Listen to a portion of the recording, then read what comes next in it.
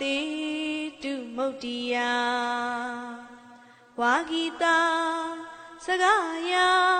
ပြပမာသူနာမချူမြမလို့ရအောင်ဆိုသမျှစကားတရားဖြစ်စေခွဲဝေချင်းစာဝါစာစိန်နေရကုန်တော်ရှိတော်မူသောစိနာအာလာဝကပကပြမနာလာဂီရိစာသည့်ညစွာပွဲတကားတို့၌အမြဲသာအနိုင်ယူအောင်တော်မူညောဖူးတို့ဖြင့်ကွန်မြူပေတဲ့အိုကျေးဇူးတော်ရင်ရှင်တော်မြတ်ဖရာဘဂဝါရှုမျောလို့မဆုံးတို့တော်လုံးတတရေလက္ခဏာတော်တွေမုံချဲသည်ဘုံကျွေးထူချာ